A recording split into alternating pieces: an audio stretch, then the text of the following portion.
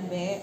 Terus kan aku tuh ngeliat motor tuh banyak gitu kan. Aku pikir motor-motor yang banyak itu jahat, makanya aku duluin. Ternyata mereka yang bantu aku. Nah, yang aku pikir mereka jahat tuh enggak, mereka bantu. Nah, terus ada motor pas aku mau belok di jalan apa baru bandara itu, yang belokan yang mau putar arah karantina.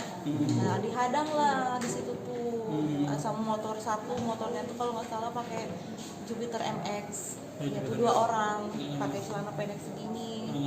Nah, udah gitu pas dia menghadang aku, suruh turun dari motor kan. Aku turun dari motor aku diambil, aku turun, langsung dia iniin apa senjata dia ke tangan aku. Pisau atau Sejenis pisau, kayak pisau panjang tapi dia tuh ada tajaman kayak segitiga gitu di ujung-ujungnya tuh.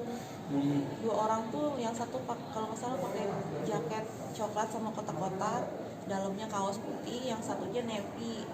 Dua-duanya helm kurus sih, dua-duanya pakai celana pendek. Enggak pakai masker dia tuh. Enggak pakai masker. Aku jelas banget kalau aku lihat orangnya pasti satu. itu Mbak pulang dari mana Mbak? Dari rumah saudara. Rumah saudara jam 2 ya? Iya, sekitar jam 1 jam 2. Mau pulang ke rumah? Mau pulang ke Talang Jambe. Mbak sendirian waktu itu? Iya, sendiri. Kondisi sepi waktu itu kan? Jalan memang sepi, tapi ya yang aku bilang tadi ada motor-motor yang bantuin aku, yang orang-orang Basarnas itu.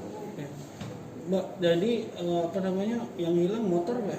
Motor, handphone, tas aku, STNK, ATM, KTP, semuanya ada di situ. Ada di situ enggak Pak? Ada sekitar 200 apa 300. Handphone apa? Kenapa? Handphone apa? Handphone Vivo 11. Mbak, Dengan kejadian ini harapan kita kepada polisi seperti apa? Harapannya ya minta segera diberantas lah, gak ada lagi kejadian kayak gini gitu. Kan ini yang terakhir lah gitu kan. Tapi kita sudah melapor, Mas.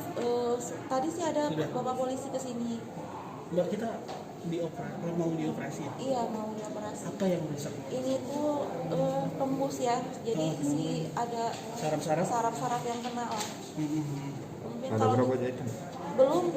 belum dioperasi. Belum ya?